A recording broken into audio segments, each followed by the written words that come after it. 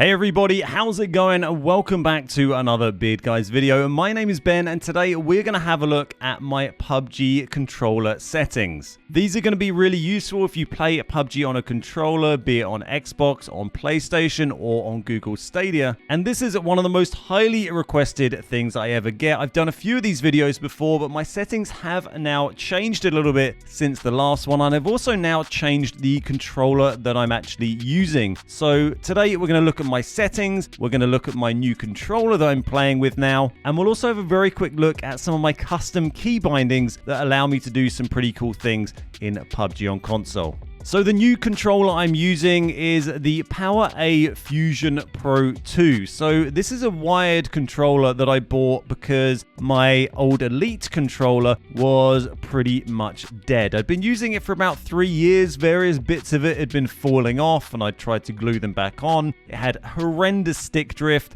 and I had to run my dead zones at least 20 or higher. Otherwise, I would get drift on screen. So that's pretty crazy to have your dead zone set so high. The Elite controller served me pretty well, but I wanted to find a new controller that had paddles on it. That was the main thing I wanted from a controller over a standard Xbox controller was paddles, because I love using hold to crouch with the custom key bindings, which we'll go over a little bit later. And the main options for wireless that I was considering were getting a new Elite controller, the Elite 2, or a Scuff controller, but the price of them is just absolutely insane. I think it's pretty over $200, nearly 200 quid to get one of these controllers. And the PowerA Fusion Pro 2 is an Xbox controller that has configurable paddles on it and is 80 quid or $80 to buy. The only downside is that it's a wired controller. So if wired isn't your thing, then that's not going to work for you. But if you're not too bothered about using a wired controller, then I would absolutely recommend checking out the PowerA Fusion Pro 2. I've been using it for a month or two. I've been loving it. I've been having some great games. The paddles work very nicely. I think it's very comparable to an Elite 2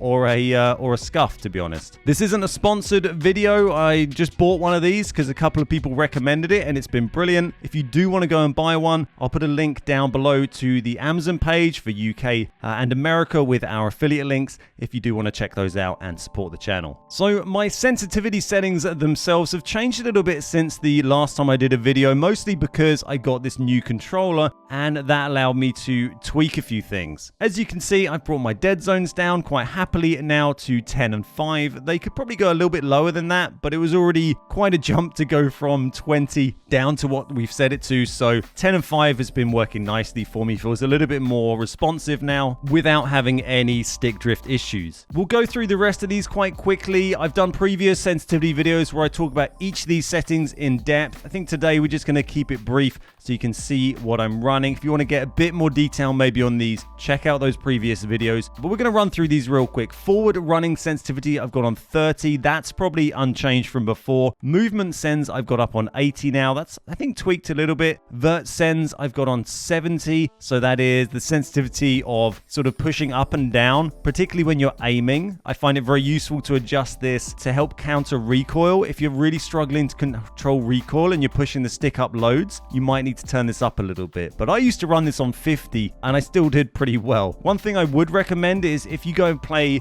PUBG on PC, this is the one setting to look at, because on PC recoil is slightly stronger and I find I can map my settings one for one when I play on PC with controller, but I just have to turn this up a little bit from what I run it on Xbox, maybe 10 points, maybe 20 points, just to counter that extra recoil. General sends I've always kept quite high. I've got that at 18 and that's been the same for quite some time now. I like that responsiveness. Vehicle driver sends still got on 10. Aim acceleration I do now have on. I've got that on 6. I didn't used to run this. I've gone back to it now and kind of enjoyed using it for quite a while, getting used to the feeling of it. And it's good for, you know, when someone's maybe driving past you up close and your aim is a little bit slow to move in ADS. With your sensitivity, the aim acceleration really helps with that. Something I really noticed after looking at quite a few people's different settings is that there's a bit of a pattern with people either having generally quite low ADS settings and aim acceleration, or they have high ADS settings and no aim acceleration. This certainly isn't a hard and fast rule, but it is quite common from a lot of different people's setups that I've looked at. So if you are running low sends like I am and no aim acceleration, then you might want to consider trying it, and vice versa. If you're running high sends, you probably don't want to have aim acceleration on. If you're running 15 on your 1X, then you're not really going to need any acceleration to make that move any quicker, because it's already going to be flying around the screen. As you can see, I've kind of simplified my settings a little bit. They felt a bit of a mess, so we've just kept it simple now, and I've gone 5, 5, 5, 5, 4, 4, and 20, and that's been working really nicely for me. I've had a lot of wins lately, I've had a lot of kills, now I've got used to the feel of the new controller, so generally pretty happy with these settings. You might need to tweak them somewhat to match your own style of play, but for me, this has been working really nicely. I like having the high general sends combined with the lower aiming sends. I think high general sends allows you to move around very quickly and respond to things nice and quickly, and I think movement in PUBG on console is almost more important than aim in many ways. If you can move around and dodge people and reposition quickly, then I think your aim can take a little bit of second fiddle to that. Jumping up quickly, the couple we missed out, we've got over the shoulder aiming is on 10. You want that reasonably high. I would suggest that's generally going to be used shooting pretty close by, and if they're any closer than a few feet, then you'll probably be hip firing, and that's going to be with your general send setting. Lastly, I'll just show you some of my custom controller settings that I have,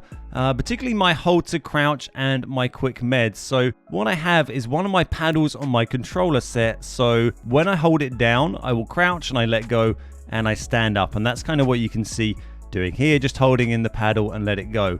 And the reason why I find this really useful is because I have this on the left hand side of my controller. So what I can do is if I hold in basically squeeze in my whole left hand and I squeeze in the left trigger and the left paddle at the same time, then I'll ADS and crouch and I let go and I'll stand up. So this is me just basically clenching the left hand side of my controller, and you see it's a great way to pretty much just auto crouch. And I've even had people in videos commenting saying, how do you do the auto crouch? And that's kind of what they're seeing is me just always, in and out of crouch every time that I'm ADSing. And it is it's super useful because crouching reduces your recoil significantly and definitely gives you a big advantage. There are occasions when you don't want to crouch and it can catch you out. If you're shooting over a ridge like this at someone and you crouch and then you lose your line of sight, can be a bit of a pain, but generally I find this very useful. I used to use a paddle for hold breath. Now I just have that back on LB and I barely use it, to be honest, in almost any situation. I just focus on crouching and hardly ever hold my breath. So if you want to get this set up for yourself, you need to go to controller settings here. You can do this from the menu. You don't have to be in game to do it. And if you change yourself onto custom, you see I'm already on it. You'll be on type A, type B, or type C or whatever. But if you go to custom, and basically what I've done is I've changed down on the D-pad to be hold to crouch, which you can see here. And then I've bound the paddle on the back of my controller to be down on the D-pad. So that's kind of what's happening is I'm pressing the paddle,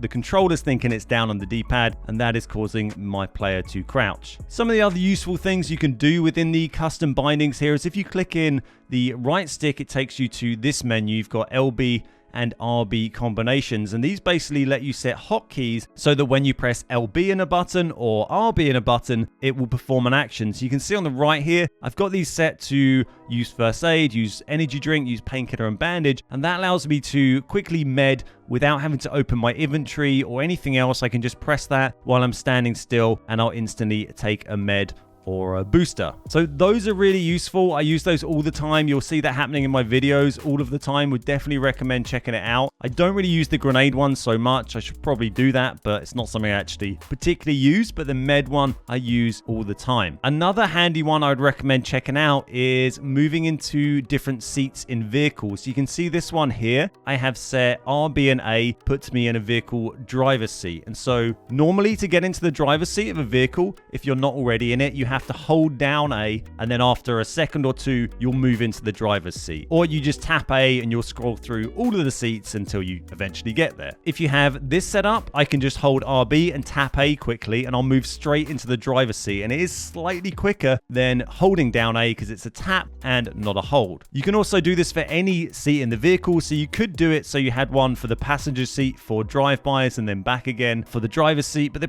probably wouldn't be so much point for that, I guess, because that's just a tap function anyway. But if you wanted to do a drive-by from like a back seat or a specific seat that wasn't the one after the driver's seat, then that could work quite well for you. So that kind of covers everything I wanted to talk about today. Wanted to keep it short and sweet and simple, just to put this information out there for people to check out. Do keep in mind, you're not always going to become a PUBG god just by copying someone else's settings, but this hopefully will give you a bit of an idea of something to start with if you're really struggling and feel you're way wide of the mark. Try these out. You can always tweak them down a bit, maybe tweak the general down a bit if that's a bit twitchy for you, maybe tweak the ADS up if that's a bit slow for you, and just use it as a basis to try and find what works best for you. So thanks very much for watching today. Don't forget to click like on the video if you did enjoy it, and I will see you next time. I just wanted to drop you all a quick message to tell you about our PUBG creator code. As a PUBG partner, we have a creator code which you can add to your account, which means whenever you purchase anything in game, PUBG will give us a commission. Whether you're buying season passes, G-Coin bundles, or anything else that requires cash in PUBG, if you have our code added, then you'll be helping us out without costing yourself a penny extra. It's a great way to support the channel, and it really does help keep us making PUBG content for you. Plus, it's easy to set up and you'll only ever have to do it once. To add our code, first visit accounts.pubg.com and then log in or create an account. Once you've logged in, connect your Xbox, PlayStation or Steam account on the linked accounts tab, then go to the Creator Appreciation Program section and type the Beard Guys into the box or find us from the drop-down list. Then just click submit and you're all done. A massive thank you to everybody who has used our code. Your support is absolutely vital for us and it really makes a huge difference.